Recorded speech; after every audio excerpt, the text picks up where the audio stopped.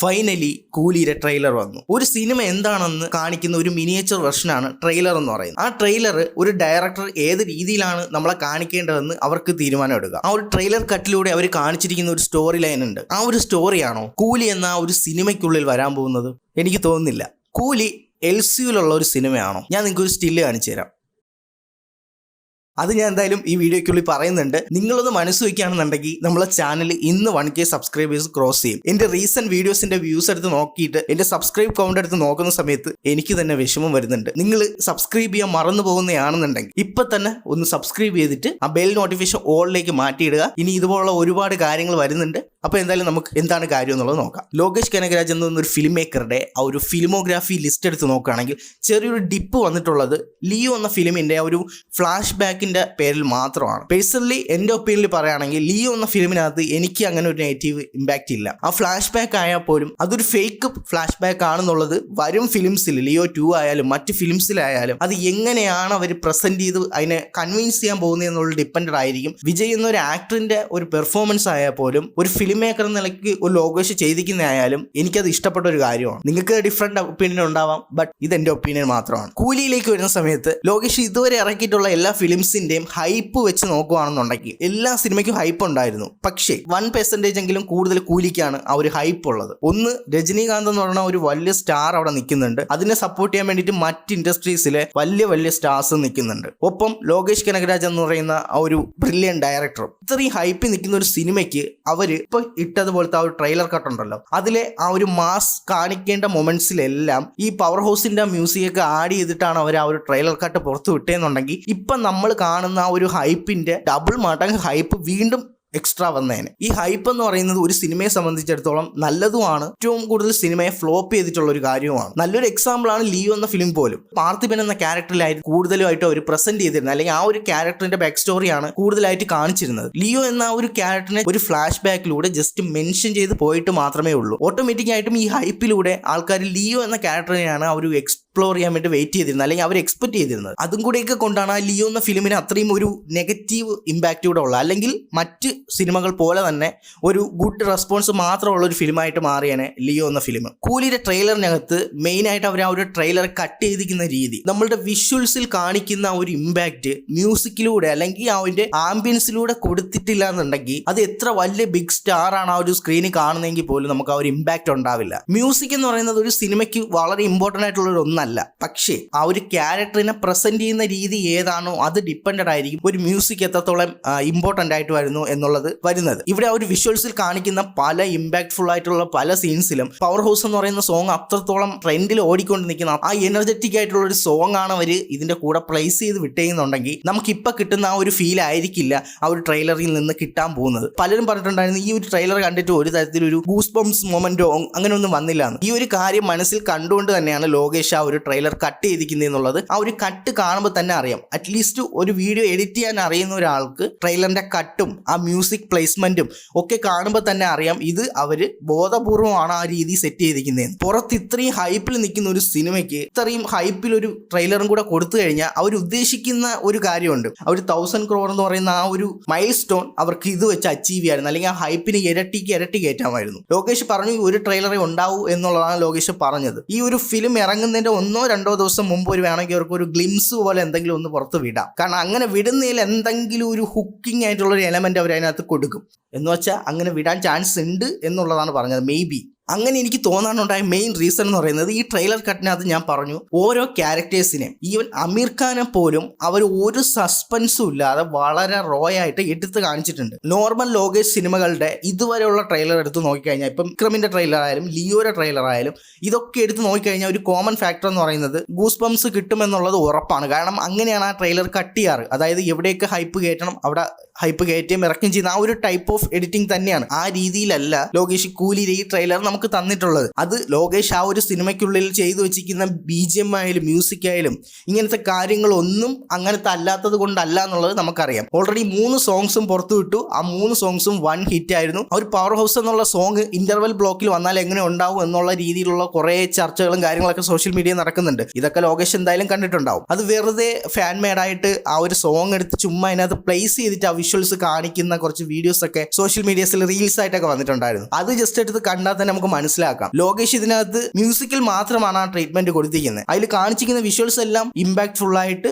ഒരു സസ്പെൻസും ഇല്ലാതെ എല്ലാ ക്യാരക്ടേഴ്സിനും എടുത്ത് കാണിച്ചിട്ടുണ്ട്. അങ്ങനെ ഹൈപ്പ് ഉണ്ടാക്കി കൊടുത്തു കഴിഞ്ഞാൽ ആ ഹൈപ്പ് എക്സ്പെക്ട് ചെയ്ത് പോകുന്ന ഒരു ഓഡിയൻസിന് ആ ഒരു സിനിമ ഫസ്റ്റ് തന്നെ നിരാശയായിരിക്കും. കാരണം ലോകേഷ് ഓൾറെഡി പറഞ്ഞിട്ടുണ്ടായിരുന്നു, ഇതുവരെ ചെയ്ത സിനിമകളിൽ നിന്നൊരു വ്യത്യസ്തമായ രീതിയിലാണ് ഈ ഒരു സിനിമയുടെ പ്ലോട്ട് തന്നെ ചെയ്തിരിക്കുന്നത്. നോർമലി തമിഴ് സിനിമയിൽ ഈ ഒരു ടൈപ്പ് ഓഫ് സിറ്റുവേഷൻസ് വരുന്ന സമയത്ത് കൂടുതൽ ആൾക്കാർ പറയുന്നത് പാസം എന്നുള്ള രീതിയിൽ നമ്മൾ അതിനെ മെൻഷൻ ചെയ്യാറുണ്ട്. അത്തരത്തിലൊരു പ്ലോട്ട് ഇതിനകത്ത് പോകുന്നുണ്ട്. പക്ഷേ ആ പ്ലോട്ടിനെ ലോകേഷ് എവിടെയായിരിക്കും പ്ലേസ് ചെയ്യാന്നുള്ള ഡിപ്പെൻഡ് ചെയ്തായിരിക്കും അതൊരു പാസമാണോ അതോ അതൊരു ഇമോഷണൽ ഡ്രാമയാണോ എന്നുള്ളത് അപ്പോഴേ നമുക്കത് മനസ്സിലാവുള്ളൂ. ഇത്രയും വിസിബിൾ ആയിട്ട് കാണിക്കുന്നുണ്ട്. പിന്നെ അതിലുള്ള എല്ലാ ക്യാരക്ടേഴ്സിനെ, മെയിൻ ആയിട്ടുള്ള എല്ലാ ക്യാരക്ടേഴ്സിനെ ഈ ഒരു ഒറ്റ ട്രെയിലറിന്റെ ഉള്ളിലൂടെ കാണിച്ചിട്ടുണ്ട്. ബിസിനസ് പരമായിട്ട് ഇത്രയും ആക്ടേഴ്സ് ഇതിനകത്ത് ഉണ്ട് എന്നുള്ളത് പുറത്ത് അറിയിക്കാനും കൂടി ഒരു മാർക്കറ്റിംഗ് കൂടി ആയിട്ടും നമുക്ക് ഇതിനെ വേണമെങ്കിൽ കാണാം. പവർ ഹൗസിന്റെ ഒരു ആനിമേഷൻ വീഡിയോ ഒക്കെ പുറത്തു വിട്ട സമയത്ത് ട്രെയിലർ എന്ന് പറയുന്നത് എന്തായാലും ആൾക്കാർ എക്സ്പെക്ട് ചെയ്യുന്നത് അതിന്റെ ഇരട്ടിയായിരിക്കും. അപ്പൊ ഞാൻ ഇത്രയും പറഞ്ഞതെന്ന് പറയുന്നത് ആ ഒരു ട്രെയിലറിന്റെ ഇമ്പാക്ട് ഇല്ലാന്ന ലോകേഷ് അതിനെ അങ്ങനെ ചെയ്തത് എന്നുള്ളതിന്റെ ഒരു എനിക്ക് തോന്നിയ ഒരു ഒപ്പീനിയൻ ആണ് ഞാനിപ്പോൾ ഈ പറഞ്ഞത്. ലോകേഷ്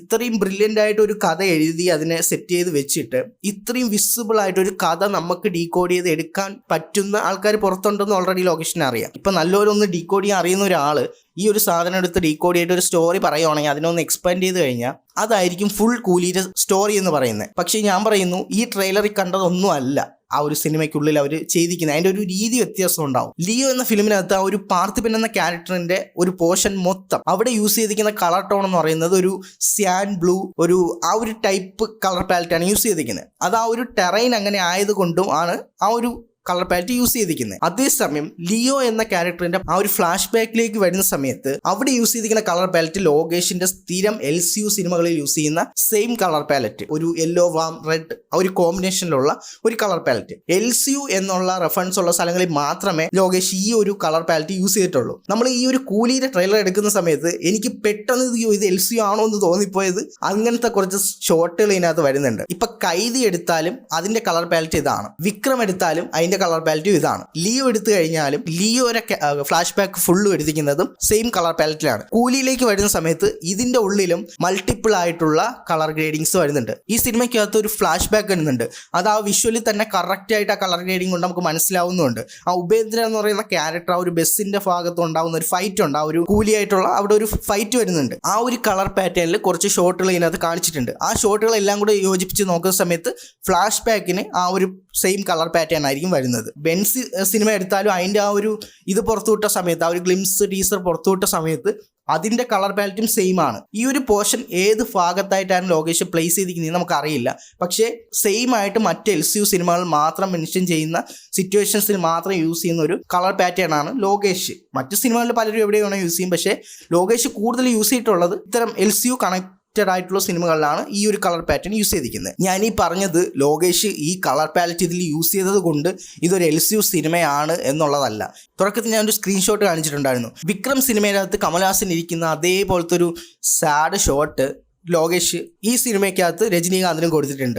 ഇതേ ഷോട്ട് പോലെ തന്നെ ലിയോയ്ക്കകത്തും ഒരെണ്ണം കൊടുത്തിട്ടുണ്ട്. ഇത് ലോകേഷ് ഒരു LCU സിനിമകളിൽ മാത്രം കൊടുക്കുന്ന ഷോട്ടല്ല, ഇത് ലോകേഷിന്റെ സിഗ്നേച്ചറാണ്. ഇതിനെക്കുറിച്ച് നമ്മൾ ഒരുപാട് സംസാരിച്ചിട്ടുണ്ട് തീമാറ്റിക് പ്രോപ്സ് എന്ന് പറയുന്ന വീഡിയോയിൽ. ലോകേഷ് എന്ന ഫിലിം മേക്കർ പല കാര്യങ്ങളിലും സിഗ്നേച്ചർ കൊടുക്കാറുണ്ട്. അതിപ്പോൾ ഈ ഒരു കയ്യിലിടണം അതായാലും അങ്ങനെ കുറെ കാര്യങ്ങളിൽ ലോകേഷ് ആ ഒരു സിഗ്നേച്ചർ കൊടുക്കാറുണ്ട്. അതുപോലൊരു ഷോട്ടിൽ വെച്ചിരിക്കുന്ന ഒരു സിഗ്നേച്ചറാണ് അത്. യൂസ് ചെയ്യുന്ന ആ ഒരു ആക്ടറിന്റെ എങ്ങനെയാണ് ഒരു ഫാൻ ബോയ് കാണാൻ ആഗ്രഹിക്കുന്നത് അല്ലെങ്കിൽ എങ്ങനെയാണ് കാണിക്കാൻ ആഗ്രഹിക്കുന്നത് എന്നുള്ളത് ഒറ്റ ഷോട്ടിൽ കാണിക്കാൻ വേണ്ടിയിട്ട്. അതുകൊണ്ട് ഇനി ഈ ഒരു ഷോട്ട് അങ്ങനെ സ്ഥിരമായിട്ട് LCU സിനിമകളിൽ മാത്രം യൂസ് ചെയ്യുന്നതായിട്ട് അങ്ങനെ ഇല്ല. ഈ ഒരു സിനിമയെ ഒരിക്കലും ഒരു LCU ഫിലിമായിട്ട് നിങ്ങൾ എക്സ്പെക്ട് ചെയ്യാതെ തന്നെ പോയി കാണുക. ഈ സിനിമ സക്സസ് ആയി കഴിഞ്ഞാൽ ഇതിനകത്തുള്ള ഓരോ ഇൻഡിവിജ്വൽ ക്യാരക്ടേഴ്സിനെയും ലോകേഷ് പുതിയ സ്റ്റാൻഡ് ലോൺ ഫിലിംസ് ആയിട്ടോ അതല്ലെങ്കിൽ മറ്റ് LCU ഫിലിംസിലോട്ടോ കണക്ട് ചെയ്ത് കൊണ്ടുവരാനേ ചാൻസ് ഉള്ളൂ. മെയിൻ റീസൺ എന്ന് പറഞ്ഞാൽ ലിയോ എന്നൊരു സിനിമ ഇറക്കി ഫോഴ്സ്ഫുള്ളി ആണ് LCUലേക്ക് കണക്ട് ചെയ്തെന്നുള്ള ഒരു കൂട്ടം ആൾക്കാർ പറയുന്നുണ്ട്. ലോകേഷിന്റെ മറ്റ് ക്യാമിയോസ് വെച്ച് കണക്ട് ചെയ്യുന്ന പോലത്തെ ഒരു ഇമ്പാക്ട് എന്തായാലും ലിയോയിൽ അത്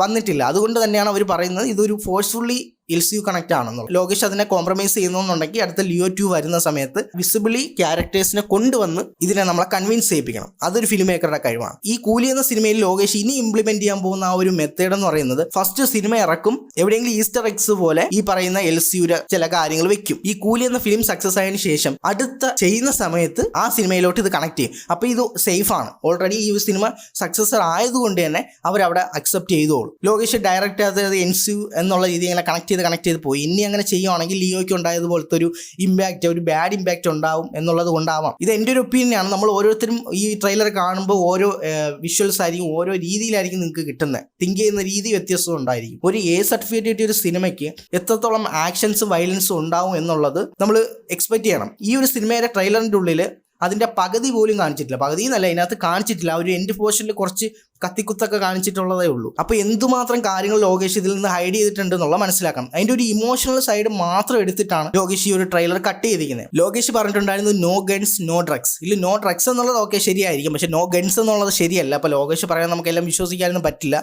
രജനീകാന്ത് ഒരു പെട്ടിയിലൊരു സംഭവം കാണിക്കുന്നുണ്ട്. ആ പെട്ടിക്കുള്ളിൽ ഒരു ടൂൾ വരുന്നുണ്ട്. അത് കൈദിയിലും വിക്രമിലൊക്കെ വന്ന ആ ഒരു സെയിം ഗണ്ണാറ്റം ആണെന്നുണ്ടെങ്കിൽ ചിലപ്പം അവിടെയും LCU കണക്ട് നമുക്ക് ഫീൽ ചെയ്യാം. പക്ഷെ അത് LCU ആയിരിക്കില്ല. അതുപോലെ ഒരുപാട് ഈസ്റ്റർ എഗ്സുകൾ വരുന്നുണ്ട് കേട്ടോ. പക്ഷേ ഇത് LCU ഫിലിം അല്ല. അതാണ് ലോകേഷിൻ്റെ ഒരു ഇതെന്ന് പറയുന്നത്. അങ്ങനെ നോക്കുകയാണെങ്കിൽ ഒരുപാട് കള്ളങ്ങൾ പൊളിക്കാനുണ്ട്. എല്ലാം കൂടി ഈ വീഡിയോയിൽ പറഞ്ഞു കഴിഞ്ഞാൽ ഈ വീഡിയോ വലിയ ലോങ് ആയിപ്പോൾ. സബ്സ്ക്രൈബ് ചെയ്യാതെയാണ് നിങ്ങൾ വീഡിയോ കാണുന്നതെങ്കിൽ ഇപ്പം തന്നെ ഒന്ന് സബ്സ്ക്രൈബ് ചെയ്യുക. കാരണം നമുക്ക് 1K അടിക്കാൻ നിങ്ങൾ ഈ കാണുന്നവർ മാത്രം മതി. കാരണം ഞാൻ കൂടുതലും സബ്സ്ക്രൈബ് ചെയ്യുമെന്ന് പറയാത്തതുകൊണ്ടാണ് ഇത്രയും സബ്സ്ക്രൈബ് ചെയ്യാത്തതെന്ന് എനിക്ക് മനസ്സിലായി. അപ്പോൾ നിങ്ങൾ സബ്സ്ക്രൈബ് ചെയ്യാമെന്ന് എല്ലാ വീഡിയോയിലും തുടക്കത്തിൽ പറയണ്ടല്ലോ എന്ന് വിചാരിച്ചിട്ടാണ് ഞാൻ പറയാത്തത്. അപ്പോൾ നിങ്ങൾ ഇതങ്ങ് അറിഞ്ഞ് ചെയ്യുക. നമ്മളെ വ്യൂസ് വെച്ച് നോക്കുമ്പോൾ നമ്മളെ സബ്സ്ക്രൈബേഴ്സ് ഭയങ്കര മടിയന്മാരാണ്. അപ്പോൾ അതുകൊണ്ട് നിങ്ങൾ ഇപ്പോൾ തന്നെ ചാനൽ സബ്സ്ക്രൈബ് ചെയ്ത് ആ ബെൽ നോട്ടിഫിക്കേഷൻ ഓൺ ചെയ്യുമ്പോൾ ഓളൊന്ന് ആക്കിയിട്ട് എങ്കിലും ഞാൻ ഇനി ഇടുന്ന ഇതുപോലുള്ള വീഡിയോസ് നിങ്ങൾക്ക് നോട്ടിഫിക്കേഷനായിട്ട് നിങ്ങളുടെ ഫീഡിൽ വരുള്ളൂ. ഈ സിനിമ LCU ആണോ എന്നുള്ളത് ഞാൻ ഒരിക്കലും ചോദിക്കുന്നില്ല. ഈ ട്രെയിലർ കണ്ടിട്ട് നിങ്ങൾക്ക് എന്താണ് ഫീൽ ചെയ്തത്? ലോകേഷ് മനഃപൂർവ്വം ഇങ്ങനൊരു ടൈപ്പ് ഓഫ് കട്ട് വിട്ടിട്ട് നമ്മളെ ഒരു മീഡിയം ലെവലിൽ ഹാപ്പി ആയാൽ മതി എന്നുള്ള രീതിയിൽ ആ ഒരു ഹൈപ്പ് ഒന്ന് കുറയ്ക്കാൻ വേണ്ടി ചെയ്തതാണോ, അതോ ലോകേഷ് ഭയങ്കര രീതിയിൽ മാസ് കാണിക്കാൻ നോക്കിയിട്ട് നടക്കാതെ പോയതാണോ എന്നുള്ളത് നിങ്ങൾ കമൻറ്റ് ചെയ്യുക. എൻ്റെ അഭിപ്രായത്തിൽ എന്തായാലും ലോകേഷ് അറിഞ്ഞുകൊണ്ട് ചെയ്ത് തന്നെയാണ്, ഈ ഹൈപ്പ് കുറയ്ക്കാൻ വേണ്ടിയിട്ട്. അപ്പോൾ എന്തായാലും ഇതിനേക്കാൾ ഇടിയോട്ടായിട്ടുള്ള മറ്റു വീഡിയോ കാണാം. It's me Anshan Nisar.